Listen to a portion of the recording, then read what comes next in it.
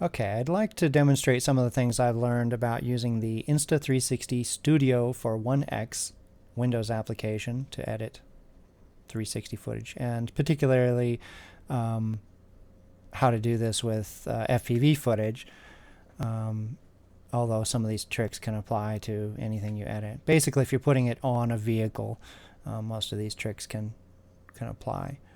So I'm going to go ahead and open up a video here and then pause it as soon as it is loaded, because it'll start playing right away, and there's things you want to do usually before you start messing around with it.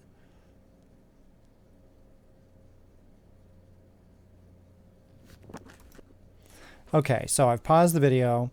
You notice here that on the down here in the timeline it's only showing a whopping 24 seconds.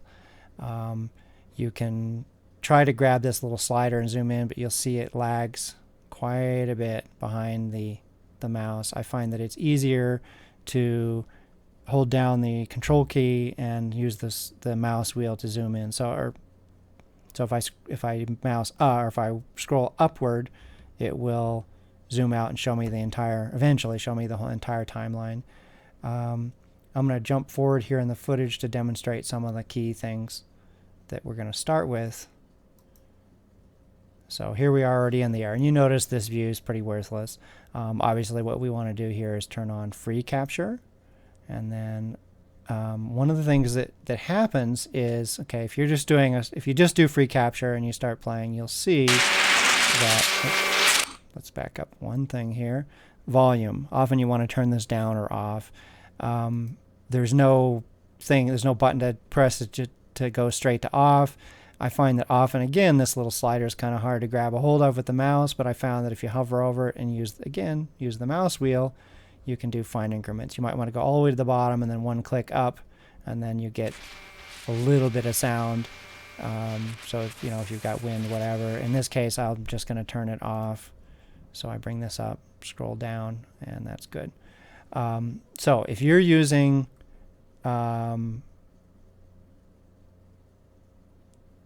if you don't have lock direction set, then as the plane rotates, you see the camera just keeps pointing the same direction. So there I was flying probably north, or I was flying south, and the plane rotated and I'm still looking south.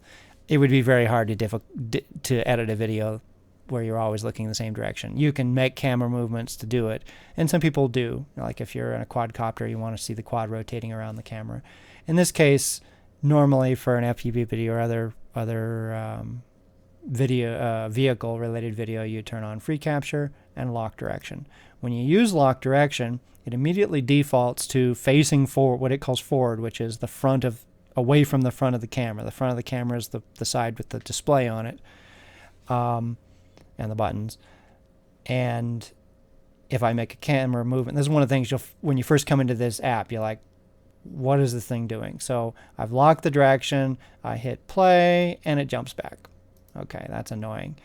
What you want to do first is set your camera direction and then set a keyframe. And now every keyframe that you set is always relative to the movement of the camera, or the rotation of the camera. So as you see, as the camera's turning with the plane, the direction that I'm looking also turns with the plane. Okay, so that's the basics. That'll get you just started. And then here's some of the tricks I learned. First of all, you'll notice that when this opened up, this window was quite small. You can maximize it, and that's a useful size.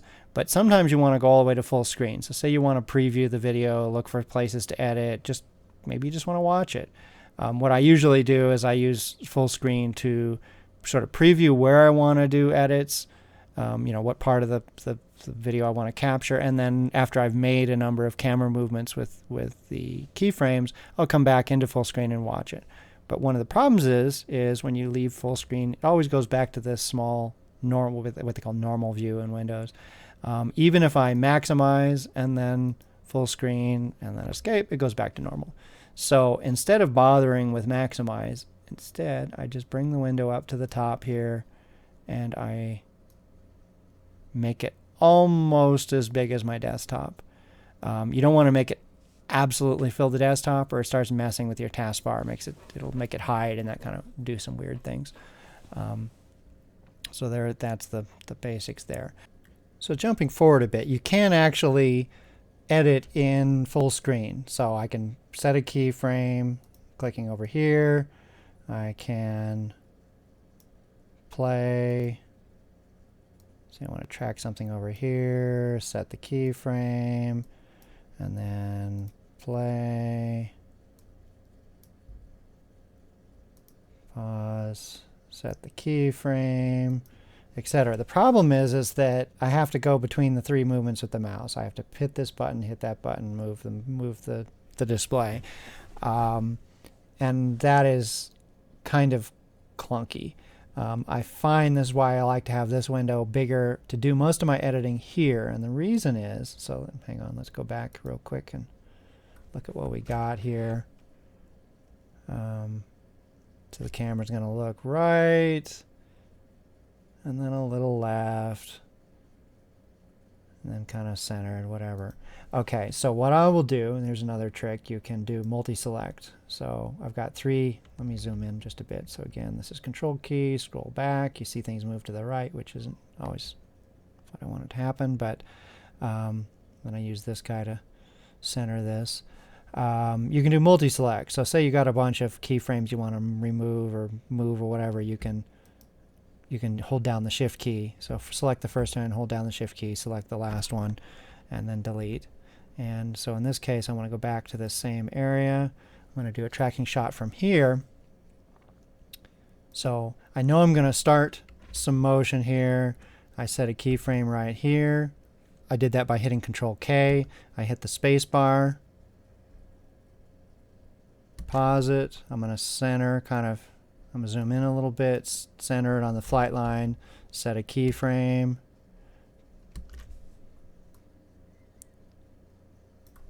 Control K, space, pause, set the keyframe, go past. So that's again, Control K. And then say I want to just go back to my rear view here. Okay, so between using Control K, space, and moving the mouse, just using the mouse for the camera movements, it's pretty fast. Let's back out here and watch what that looked like. So, and of course, it's moving the camera smoothly between all the keyframe camera movements I made. The other thing you may notice, and this is that the horizon's tilting, right? The Insta360 is supposed to always keep the horizon level. Well, the problem is that when you're doing a nice long bank turn, that sets up a G-force and it loses its idea of what is level and what is not. So basically, its gravity vector is pointing off at the outside of the turn rather than straight down. Turns out, for fixed wing FPV footage, that is just fine. So you get a nice bank. You'll see sometimes a little, not totally smooth transition. By the way, you saw that the other thing that can happen is that same gravity vector will cause the camera to sort of move. It's sort of tilting up and down. So in that case, I had to add another keyframe to keep it. So if we come out of here, it'll make a nice smooth transition as that gravity vector changes, and I keep it centered over the tail here like that. See, there it did it again. And so I will just move this up, set a keyframe, and I should be able to back up and continue kind of looking over the tail here, even though in fact, let's move that. One thing I can do,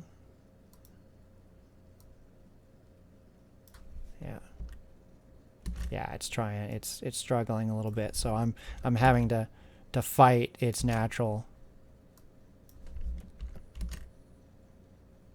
tendency. So I'm adding keyframes. So if we go back and watch that again,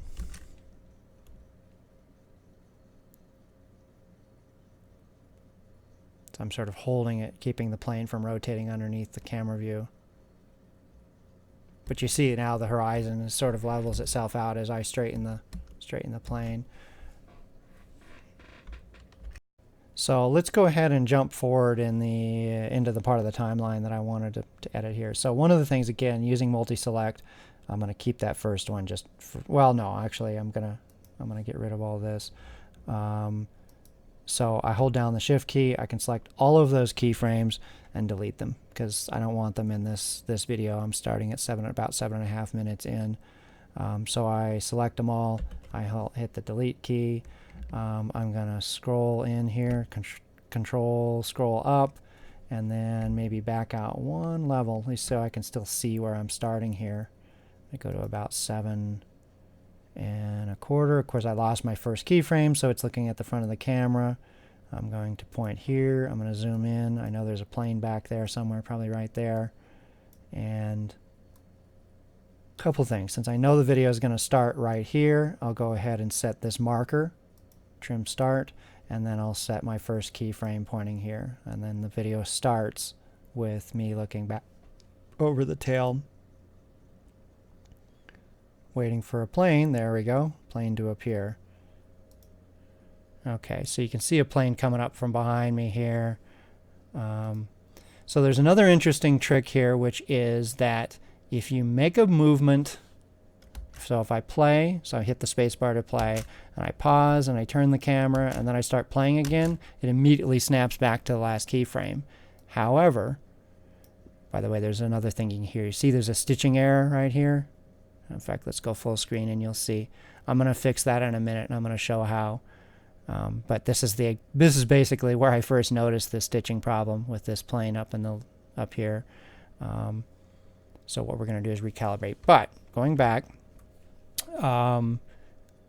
if we go back here, or so say we've paused, we make a camera movement, we start playing again, it resets back to the last keyframe. However, if you make a keyframe, if you make a movement while you're playing, you can pause and set that keyframe, and you can even pause and restart, and it'll usually let you continue on with the same angle camera movement as where you started. The place where that breaks down is if you've added a keyframe somewhere further on in the timeline, then it will always snap back to that keyframe basically to the movement that happens between keyframes. So if I were to set a keyframe looking sideways here and then another one looking forward, the camera is in a slow pan as I move. Well, if I try to make camera movements while I'm in between those two keyframes, it'll keep reverting back to that panning motion. And so it's best to not get ahead of literally not get ahead of yourself. Don't set keyframes out here in the timeline. Always work from the beginning forward so that you have free reign of the camera and it doesn't keep trying to lock onto the movement up to the next keyframe or jump to the next keyframe. Let's go back here. So I've zoomed in a little bit. I'm tracking this plane behind me. And one of the things I'd mention is that there's a stitching error. So every time right there, you can see as the plane passes through the stitch line, it's causing a glitch. So I'm going to keep going forward here. And what I found was that the best way to fix it is to go to a place where there's more detail to the sides here. And let's see if I can see where the stitch is. It should be right here. I think there's a little glitch right there. And you can use the stitching calibration button. So I say stitching calibration, and sometimes it'll get really bad like that. Okay, so well, in fact, I can do it this way. I'll just keep playing and then try it again. Oh, keep playing.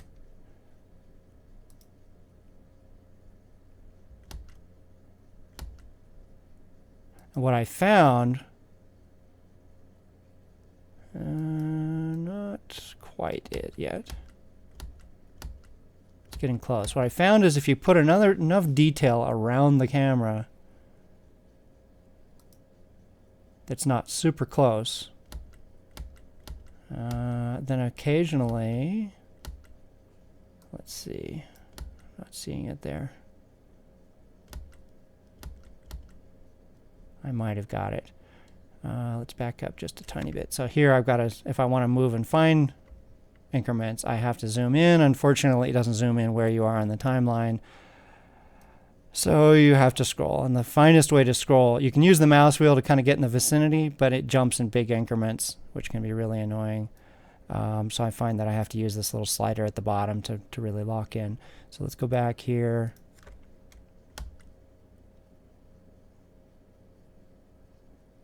I think the stitching is good now.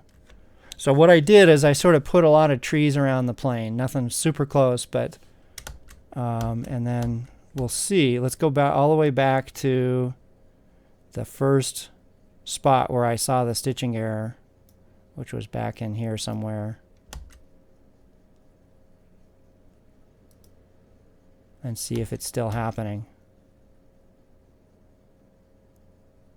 No, it's almost perfect. So the plane just flew across sideways through the stitching line.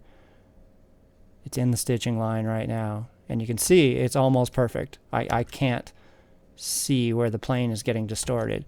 And I don't know what exactly the calibration routine does, but it just needs to see certain things. I suspect that it's looking in this area for details on the left side and the right side.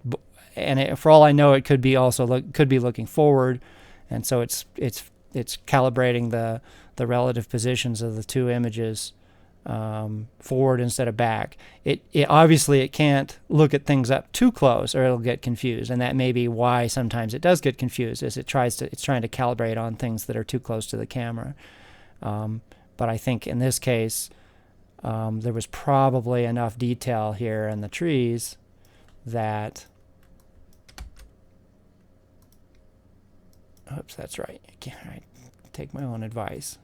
That there was enough detail in the trees that it could do calibration out here in front of it or something, and that got it lined up perfectly. So that's a relatively important thing to know, because you can have kind of stitching that's good enough, but you can make it almost perfect, and if you keep trying.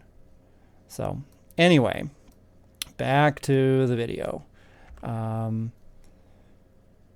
So this was the last keyframe I set. I'm zoomed in all the way, so mouse wheel all the way. And my goal here is to track these planes following me. So I'm going to keep tracking planes from behind for a couple minutes.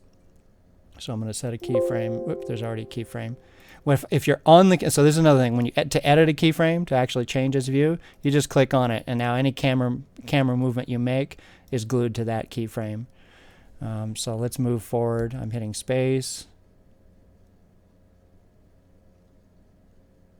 And then when I know that I'm coming into an area where there's going to be a lot of movement, like the plane is going to move a lot, I'll set a keyframe to lock that view. Like I can still set it here, knowing there's going to be a camera movement. So here, maybe I'll pan a little bit, set another keyframe.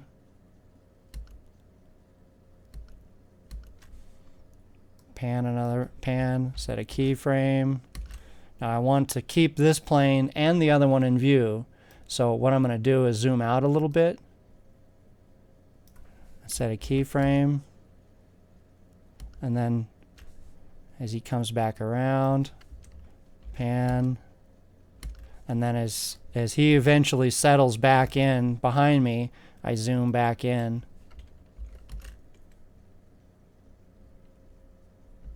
And then, yeah, here, let's see. So he's staying pretty high there. So that's going to, there was a few seconds in there, so that's going to be a slow pan down to the right. And then here I'm starting to climb. And so the tail sort of disappears out of view as I go up the hill. I'm going to pan this just a little bit. And then as I come over the top of the hill, see, and if you're setting keyframes pretty regularly, then the pan will be kind of a continuous smooth curve. You know, so if I waited, like say I'd set my keyframe while I was way back here, and then I didn't wait to do anything, didn't wait to change it until I come over the top of this hill, then you're going to see this slow movement of the camera that culminates at the top of the hill, and that's not what I want. So you have to set it. In this case, I had to set a keyframe when I was down here in the flats, and then one as I started to climb, and then one at the top of the hill right here, and then another one right here.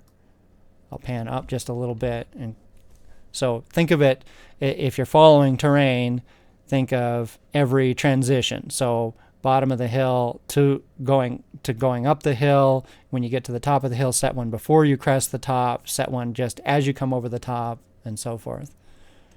I'm just hitting space to, okay, I want to catch this guy down here. I probably won't be able to follow him the whole time down there because they'll disappear behind the tail.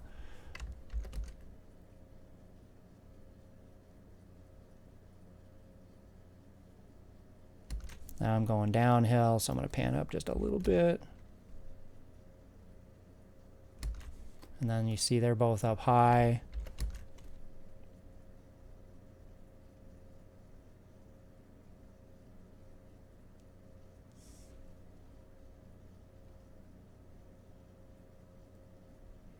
Haven't had to do anything here. I'm going to, okay, so here's the situation where I don't necessarily want, since I didn't set a keyframe for a long time, I don't want to have a situation where it very slowly pans. So here I'm going through the timeline. You see all the keyframes I set here, and so forth. I don't want a situation where it very slowly pans to the next location of the plane. So what I'm going to do is just back up a few seconds. In fact, I can do a slow pan to here. And then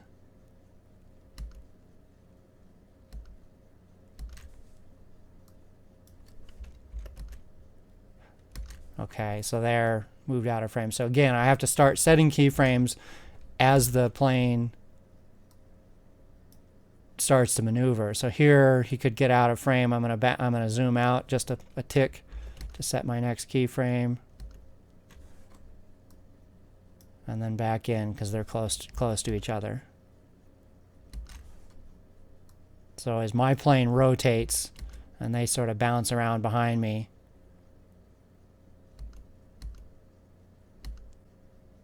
I actually wanted that the cabin in view. So I didn't realize I was coming up on the cabin. So what I'm going to do is go back and delete the last couple keyframes. So I'm here, crossing the road. Let's look in front of me to see where I am. Okay, so the cabin here is going to be coming up on the other side of the hill. I want to do a quick pan forward, a really quick pan forward. So from here, coming across the road, and then I'm going to quickly swing the camera around to the forward view, pretty much pointing where the cabin's going to appear.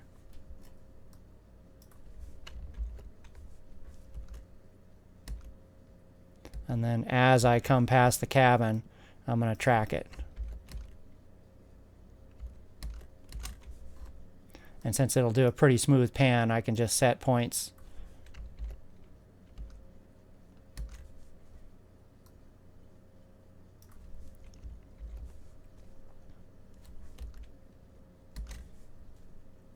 And then once the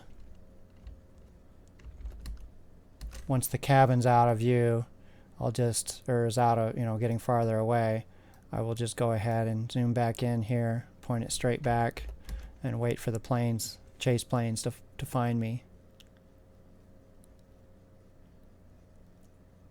So I lost them a little bit in the turn, but they're coming.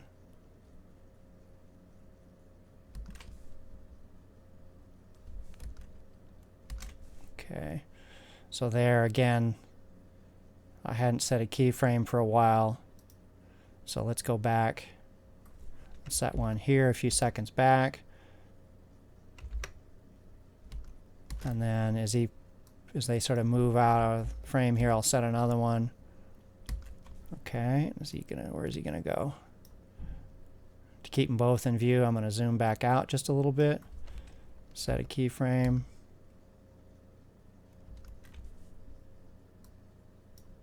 and then zoom back in.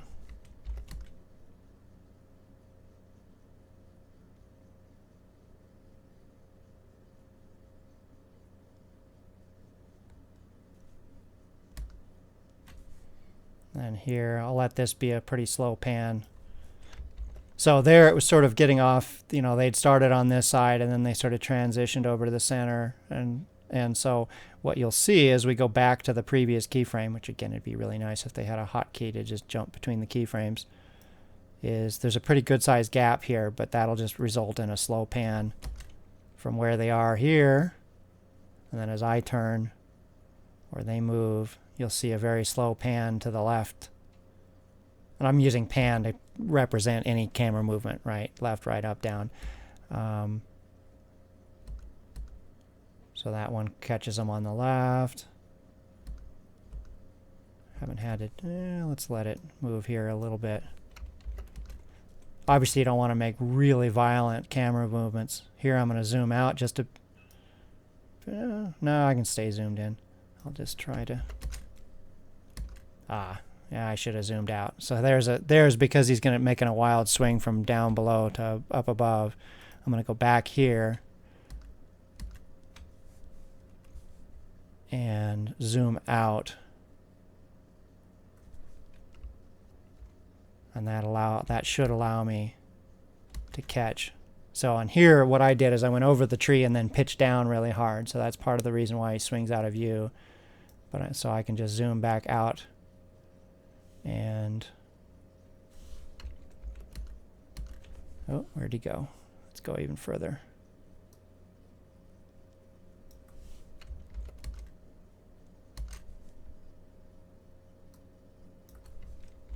So I'm setting them pretty close to each other. You'll see the camera movement will zoom out quickly to keep the planes in view. It's because I'm going around a tree. So I kind of lose them here. Close around a tree.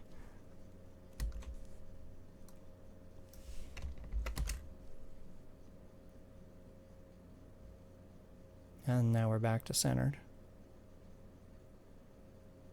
Okay, so here I'm climbing up the hill. I know there's going to be a real quick turn here soon. So I need to start setting keyframes closer to each other to manage the turn.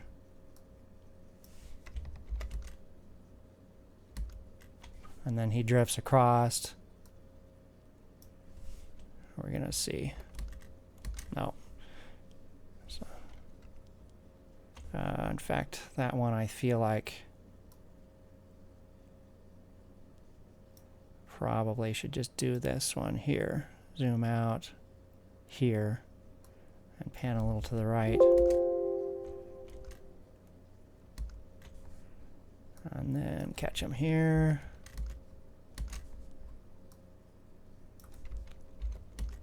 It looks like a lot of camera movements, but it'll move.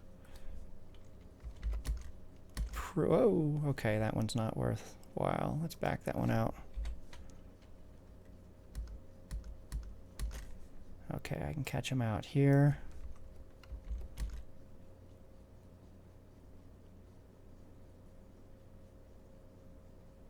I think I lost him there. Yep. Okay, so I think that's my 2 minutes or so that I wanted. So, of course, that was editing it, I don't know, quarter speed of original. Let's go back to the beginning of this clip right here and see what we got.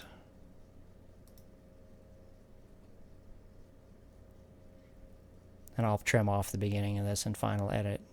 You want to give yourself a little room to get the first camera movements. You can see the plane bounces around anyway because the camera view is steady and the plane moves.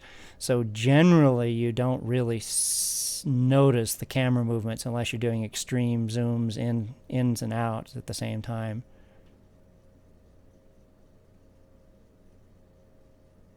As you can see, I'm keeping them both in frame the whole time, even when they're moving out. And if you're focused on the planes, you don't really notice the zooms unless you look up at the clouds, and then you'll see that sometimes the sky gets bigger and smaller, but I'm only usually doing a step or two of zoom.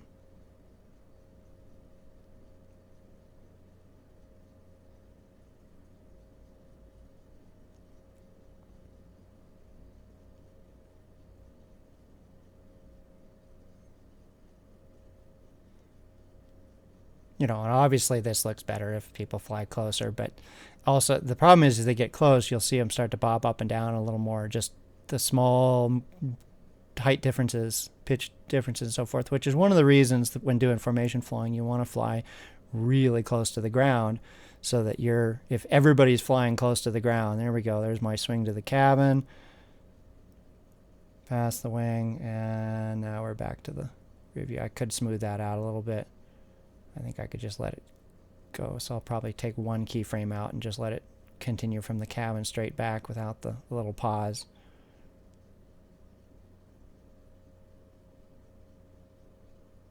So there I zoomed out, and then I'm going to zoom back in here in a moment, and you don't really notice it.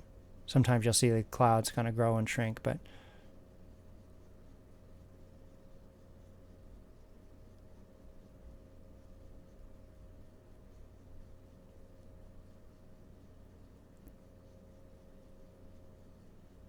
yeah. Well, the only real glitch I see was the one just after passing the cabin. So the other problem, of course, with this thing is that if you've got say a 15, 18 minute long clip or recording, and you want to pull out several smaller clips, 2 minutes here, 2 minutes there. So this is only about 2.5 minutes that I've edited here. So there I lost that plane. And then let's see. So one of the things I'll do is I'll just sort of let naturally this plane flies out of view, and then I'll just say, okay, we're going to end the clip right there. So that's the marker to end the clip. If I start playing again, it'll jump back to the beginning, and that'll be my export clip. Okay, so that was the thing I was saying, is that the general workflow that I found works the best for me is to take the long thing, basically do all my camera movements here. By the way, let's zoom out so we can see just how many. So again, shift key, scroll up, there we go. And then let's zoom in a little bit, scroll across there. So you can see there's, I don't know, probably 30 or 40, at least 30 keyframe edits there. So the problem I find is the only way that I can edit this into a final video is if I go through and pull out, do my camera movements in here, and then export these short clips at the highest bit rate possible, highest quality, high resolution, high quality, and then import those into my nonlinear editor like Sony Vegas or Premiere. And here's the problem with this editor. It has no way to do a save as. There's no way to save a project. So I can't have one that says, okay, here was the beginning at the launch of the flight, here's this chase, here's this other cool scene, here's the landing, whatever. I can't have those saved as separate things. It automatically creates a project file that's tied to the file name of the original clip. The trick, if you want to do projects, is to go find that project file and rename it. So in this case, first of all, let me fix the cabin thing. So here we are, we're going past the cabin. And then you see there's a pause on a keyframe right there. I need to zoom in. I'm going to take out that pause entirely. Oh, it's so annoying. Okay, so there's a pause, right? I believe there. And then I locked it down with this keyframe there. So if I take that one out, I should get panning. Here's the oh, that's making me get a little ahead of the so let's choose this one. Make sure I'm pointed at the cabin. There we go. And then it just goes right back to looking straight back with no lock in there in the middle. Okay, so I'm going to take and export this just so you can see the whole process. Export. The dimensions can be anything you want, up to 4K, as long as they're multiples of both numbers are multiples of 16, which there's very few values that work. This is why 1440p exists, because the actual real 1440p, not what GoPro does, because these are both multiples of 16. And then I can set this to a very high number, like 100 megabits per second. I'm using hardware rendering though, and it seems to max out at about 55 megabits, no matter what I set this number to. But if I can set this to 100 and let it do software rendering, and it makes a really big file, but it doesn't seem to be actually, it doesn't seem to be any better, higher quality than what the hardware rendering is doing. And you can see the hardware rendering is really fast. So this is like a 2-minute something clip, and I'm already halfway through rendering it. So it's hard to go back to waiting, 5-10 minutes sometimes. I mean, for a 2-minute clip, it'd only take about 5 minutes for the software render. But the hardware render is very quick. Okay, so back to project. So the problem is that I've got this clip. I've got all these edits, and say I look at it, and it's like, oh yeah, but I want to tweak it, but I've already gone and I've created another clip. So the problem is if I wanted to create another clip in the timeline, or from the timeline, let me zoom out here again. It's really slow to move. So say I wanted to go do a clip that went from here to here. The only way I can do that is to remove, you go here, you go edit, you say clear all, you clear out all of your keyframes, and then you move your start and end points over to the area in which you want to start capturing again. And by doing that, you lose everything you've done here. That's really annoying. So what I did, with a little help from the internet, I tracked down where this one, user profile, documents, Insta360 Studio project, and it brings up the directory where these are saved. So if we look at the name of this file, it ends with 0630590003. I have to be careful because I got a lot of 003s, but here's the file. This is a project file. If I close this and reopen, and it'll reload it from this project, this file that it saved. So what I'm going to do is rename this to 03 Insta blah blah blah. Let's call it Drak Goblin Chase. And if I were to go back here and find that file again, 0305903. So now when I open this, having renamed that project, when I open this, it will start fresh as though I'd made no changes. So this allows me to create my next clip, right? So I'm starting with a completely fresh project. If I want to go back and re-edit that work I did before, what I can do is rename this back to the file without the extra suffix there.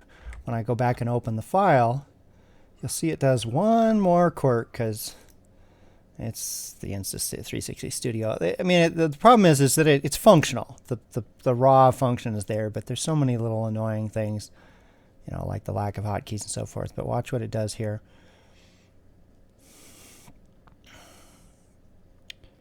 Starts playing from the beginning, and you go, oh well, let's see, where are my edits? I go back and look at, and they're all gone, but they're not. If you switch back over to free capture, so it saved the fact that I wanted lock direction. That was part of the project, but it didn't save the fact that the whole project was about free capture and not 360 view. So when you switch between them, you see that the edit points here. Also, you notice the Windows settings don't get saved, so I don't need the footage panel because I never have more than one thing loaded at once. In fact, I don't even know if you can load more than one thing at once. In fact, it has a batch export view, and I don't know how that works either, because it seems like only can open one thing at a time. But anyway, so that's basically how you simulate multiple projects. You do your export, and when you export it, it goes ahead and saves the project. If you try and close the app, it'll save the project, as long as you're happy with that. And then you go to this location, user profile. You can get there just going to the documents to Insta360 Studio project. You rename your project, the project that it saved. Be careful because you'll notice that a lot of the file names look very similar at the end. So make sure you've messed with the right project file. Rename it to describe whatever it is you're working on, and then when you reopen, you'll get a nice clean timeline. You can capture another clip, export, save, rename, close. By the way, I do recommend that you close this before you rename the project. It probably won't be happy if you try and do it with it open, or it'll just rewrite a new one. And then move on to the next one. And so what I'll do then is take those clips. In fact, let me check something. Export. Yeah, so it does remember this directory. If we go to Insta rendered, this one should be. Problem is, it puts the original timestamp of the video on it. I think it's this one. Yeah. So what got me started on this one is I had looked at the previous render, and every time the plane passed across the stitch line, it was breaking up, and now that's fixed. Obviously, I'm zoomed in here, so I'm not getting the absolute highest resolution possible. But if you're doing a chase, it's not as bad. If I wanted to do, more detailed and like spinning around looking forward, I'd zoom out a little bit, and then you get more resolution to work with. But this is the hardware rendered version, and it's pretty decent. Of course, it's going through the capture process here as well. I'm generally happy with that one. So that was the goal of that re-render. I thought I'd show what I've learned in that process. And then what I would typically do is take that file plus whatever other ones I want and just import it into, come on, drop it on there. Being weird. Okay, there we go. Drop it into my nonlinear editor, stitch together a few clips, export it at the highest, re-render at the highest bit rate possible for YouTube, because especially with the Insta360 One X, when you typically are shooting at a wider angle, and that brings more motion into the frame. So you see more from the sides, the ground detail streaming by on the sides and so forth. And that extra high motion detail just wreaks havoc with the bit rate, especially when YouTube re-renders it. So I will typically render at 1440p at 30 to 40 megabits per second, upload that to YouTube. It then downsamples it, same resolution, but it still only gives you a maximum of about 15 to 17 megabits per second. And that's about as good as you can get unless you want to start dealing with 4K video and so forth, which takes so much longer to render. And I've been using that trick for years. Even when I upload a 1080p video, or I shoot a 1080p video, I still upscale it to 1440p at a higher bit rate than YouTube can do for 1080p, and that gives that video, when viewed on a 1080p monitor at the 1440p setting, will look better. There'll be more detail, especially in high motion. So anyway, those are some of the tricks I've learned so far editing with this application in for Insta360 One X video. So I hope it is useful to some people. Let me know in the comments. Thanks.